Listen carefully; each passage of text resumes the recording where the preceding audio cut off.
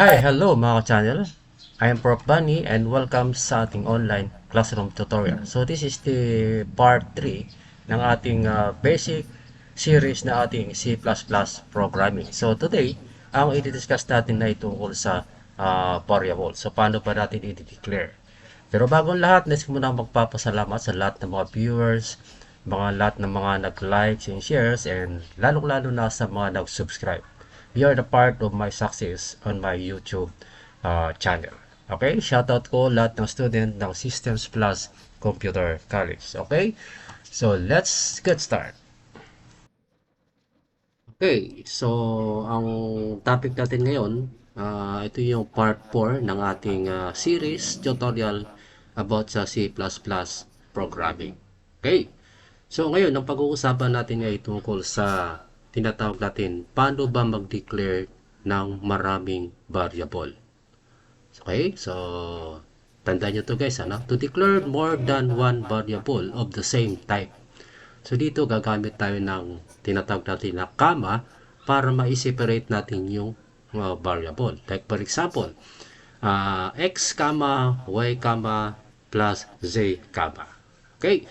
So ngayon, let's try. So actual dito sa ating program. So ito naman yung ano no na tinatawag natin ng mga default, you include IOStream, then int main.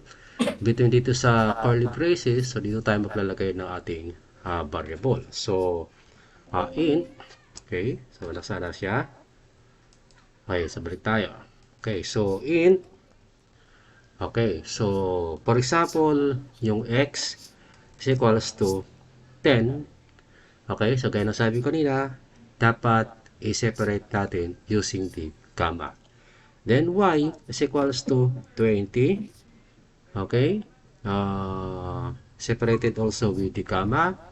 Then z is equals to 30. Then maglalagay tayo ng second semicolon dito sa end ng ng 30. So enter.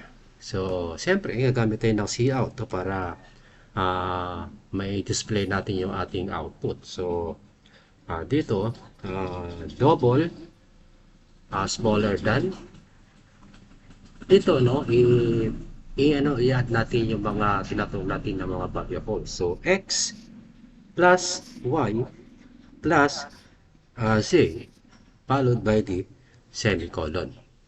Right? So pag i-add natin yan, yung 30 plus 20 plus 10, so we have the 60. So let's try. So execute, compile. Okay, so execute and run. So kung makita natin, meron tayong output na 60. Okay, so let's try another example. So delete natin yan, then enter. Ngayon, ang gagawin natin ngayon, halimbawa,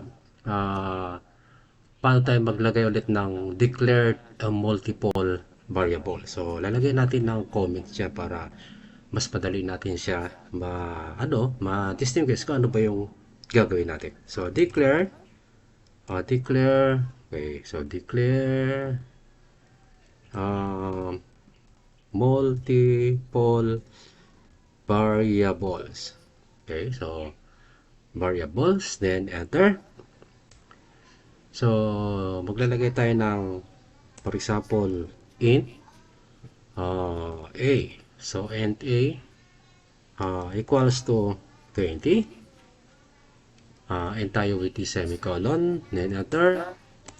Yung float, okay, malagay tayo ng float b, so equals to 99.8, no? So pag sinabi natin float yung mga so semicolon, enter, then character, halimbawa C, maglalagay tayo ng letter A, then ganun din semicolon, then enter. Right, so ngayon ang gagawin natin ngayon, magdi-display tayo ng values. Okay, so enter natin siya, double slash para natin mahiwalay, and display values. Okay, so display tayo ng values. Okay, then enter. Okay, so to enter, dito to sa baba. C out, double smaller than the double quote, the value of B. So display natin yung value, the value of A. So the value of A. Okay, so lagay tayo ng ng double dot. Then close.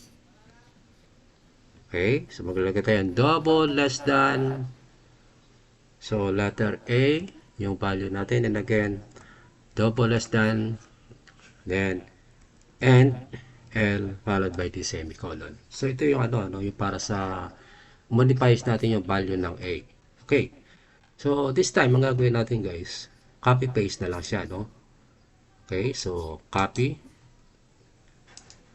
So enter.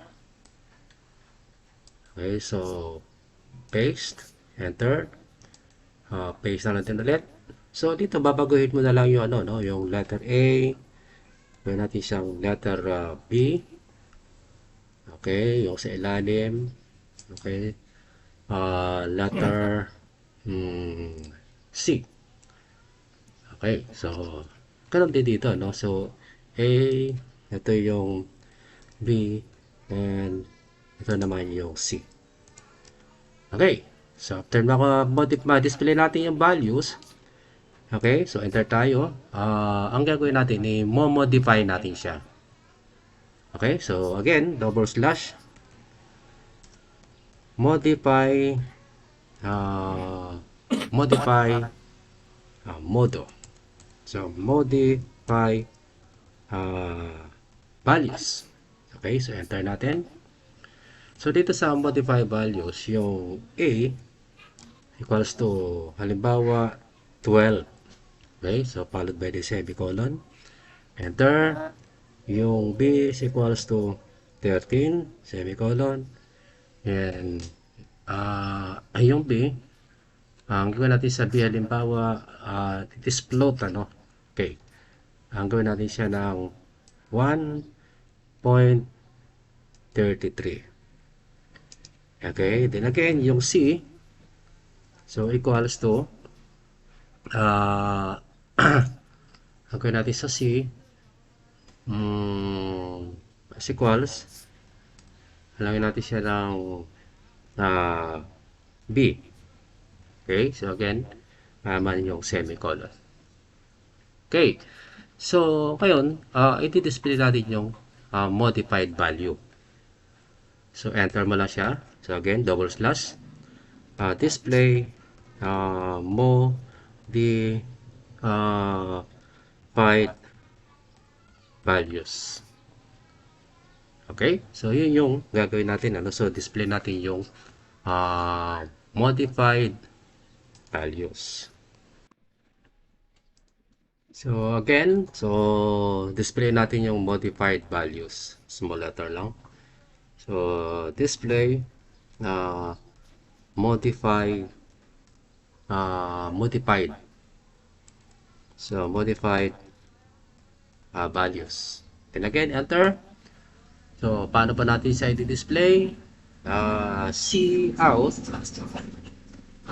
double smaller than, then doon sa tinatawag natin na double quote, so ilalagay natin dito sa loob nito, no, yung modified value of A. So modified, okay, so value of A. So modified value of A.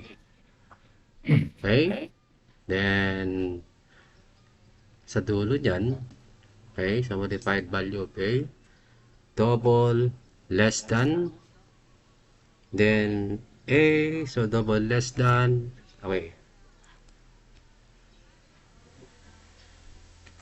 then and L, so and L followed by semicolon. So dito ganun lang din ulit, copy paste. So copy,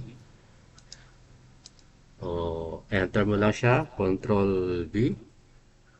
Again, enter, Control V. So, dito, babaguhin mo na lang ulit yung modified value, no? So, gawin natin siyang B. And this one is C.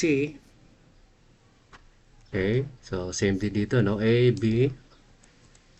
And dito naman is C.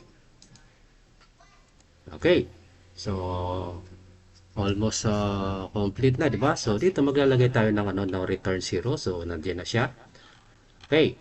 So ngayon kapag i-run natin yung program, execute, compile niya yung C, no? So nagkaroon siya ng double. Okay. So lagay natin siya ng double. Okay. So execute, compile. So again, nagkaroon siya ng dito, no? Dapat isa lang. Execute, compile, and car C.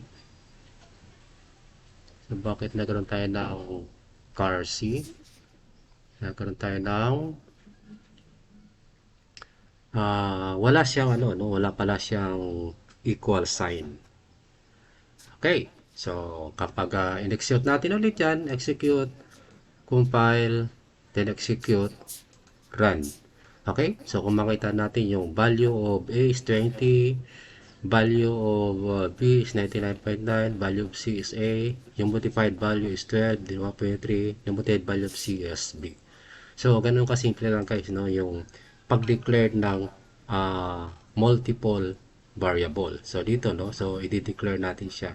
So, kaya nasabi natin sa mga unang, mga tutorial, kapag inalis natin yung double slashes niya guys, ang mangyayari dyan, magkakaroon siya ng error, no? Kasi babasahin niya to yung declared multiple value as part ng iyong program. So dapat marunong tayo gumamit ng mga tinatawag natin na mga comment. So ganun din dito, no?